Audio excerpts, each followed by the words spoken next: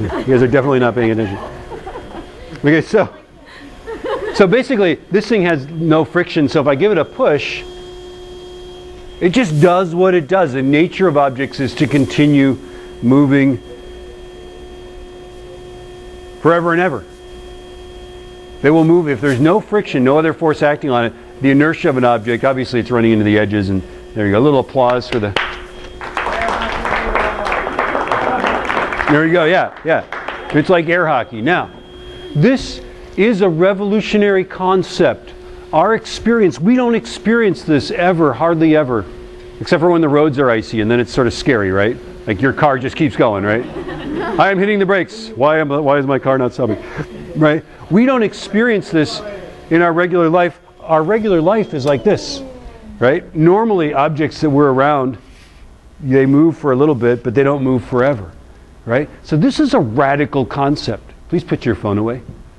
Thank you. This is a radical concept, a radical concept, okay? Is the notion that objects keep doing what they've been doing, okay? That's inertia. Now, let's think about Galileo's other radical idea. His other radical idea is that the Earth goes around the sun, that the Earth rotates on its own axis, yes? This is a radical idea. Now, at the time, we knew the size of the Earth. They knew the size. The geometers, the Earth measurers, that's what that means, right? Had known the size of the Earth since the time of Euclid, okay? So by the time Galileo came along and Copernicus and those guys and talked about the rotation of the Earth, right? They knew that you would have to go at the equator something like 900 or 1,000 miles per hour. Look outside. Do you see stuff moving by at 1,000 miles per hour? That's ridiculous. The Earth is not rotating. Well, okay, no, it is.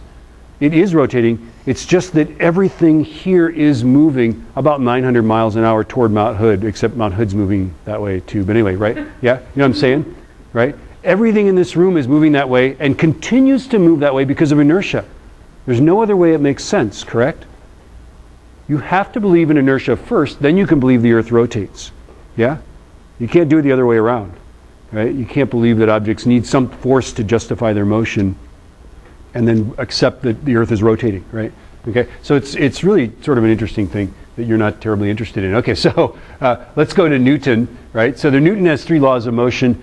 The first law is all Galileo, right? And the second 2 laws are just kind of interesting, right? So Newton's law is 1, 2, 3, right?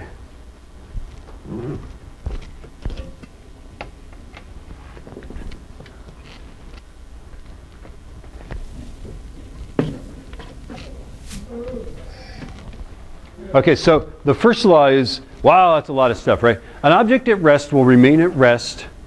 An object in motion will remain in motion at a constant speed in a straight line, which means the same thing as constant velocity, unless acted upon by an outside force. Another way, if you want to save time, you can just say objects have inertia, and inertia is a resistance to a change in motion. Okay? Objects have inertia. Inertia is a resistance to a change. And when we say motion, we mean velocity. So in velocity. Yeah? You could summarize Newton's first law as Galileo's law, right? Objects have inertia, and inertia is a resistance to a change in velocity. So an object moving in a straight line doesn't want to speed up, doesn't want to slow down. It also doesn't want to go around a corner. We learned this too on icy roads, don't we? Your car wants to go straight off the outside edge of the curve, right? Okay? So objects have inertia. That's our first law. And then what's an outside force? If there's an outside force, what would be an inside force? Do we know? I tell this story and kids just don't relate to this. When I was growing up in the 70s, cars did not have much horsepower because they were trying to conserve gasoline, right? So you could buy a car anytime that got 30 to 40 miles per gallon. Good cars got about 40 miles per gallon. My sister's diesel Rabbit got 50 miles per gallon, 60 on the highway.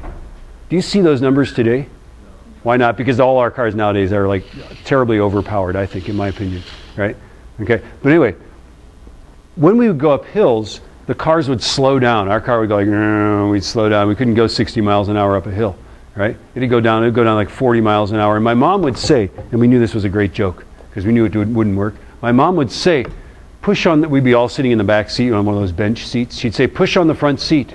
So we'd be sitting in the back seat, pushing on the front seat. Does that help the car go up the hill? No, that is an inside force. Okay? So you would have to actually go outside the car and run along behind it, like Dash from The Incredibles, right? And push the car up the hill. You have to exert the force from outside of the car, on the car. So that's what we mean by an outside force, right?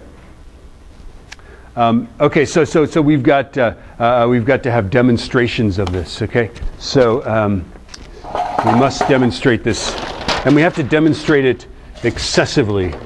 We can't just demonstrate it like one or two demonstrations, because there are so many good inertia demonstrations that we have to demonstrate it a lot because it's fun. Okay, my first demonstration of inertia. I have a can, I've got a card, I've got a penny on top of the card. I move the card to the edge of the table. I have a meter stick. The meter stick can go slappy. Yeah? Are you ready for this? Slappy, the coin goes into the table there. It goes into the can. Now watch, I can do it with 3 coins. Are you ready? By the way, why doesn't the coin also go flying out into the room? It's at rest, and it tends to remain at rest. That's like the sort of the moral of all these stories. Are we ready for this? You might want to protect your eyes. Here we go. Whoa! You don't hear that very often in a class.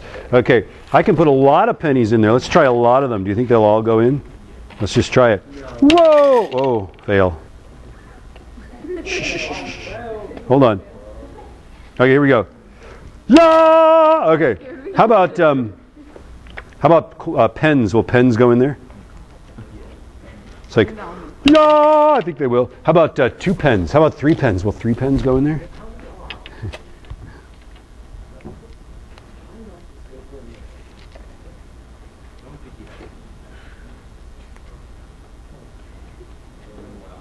Are you ready for this? Can 3 pens go in there? Do you think it can? Cover your eyes. Whoa, baby! Thank you. All right. All right. More inertia demonstrations. Where is it? Ah, je le vois.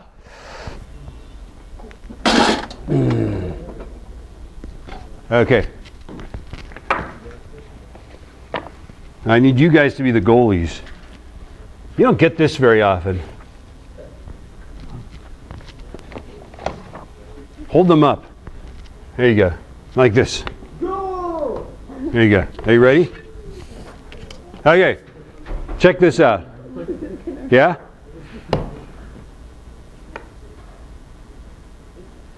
Ta-da! And of course what I'm going to do is I'm going to knock these out from underneath. Oh, that didn't work. Well, how do I have to do it? Yeah, it's got to go really fast. Yeah, that's why they're like being goalies here. Okay, you guys ready? Whoa! Yeah. Hi! Hi! Oh, darn. Hold on. Pretend that didn't happen. Hey! Hey! Huh? And then, how many people have seen the movie Spirited Away? Thank you. Do it again. I'm always better the second time. Yeah. Oh. There's 2 more.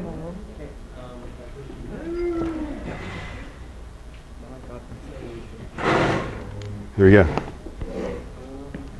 Okay, are we ready? I'll try to knock them that direction. Are we ready?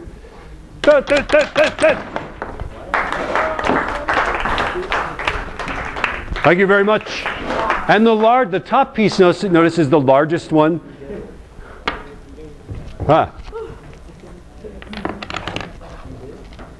The top piece is the largest one, therefore it's got the most mass. That's why they made it the largest one. Little round of applause for the... I got this from my pen pal, who's a Japanese woman. And I didn't know it was like a girl for the longest time. So I'm like writing all these letters to her, but I didn't know it was her. Right? But then she sent a picture and I'm like, is that a girl? It is a girl. All right, the next one. We've got to have another one. We've got to have another. Yes, we do. All right. I invite you to my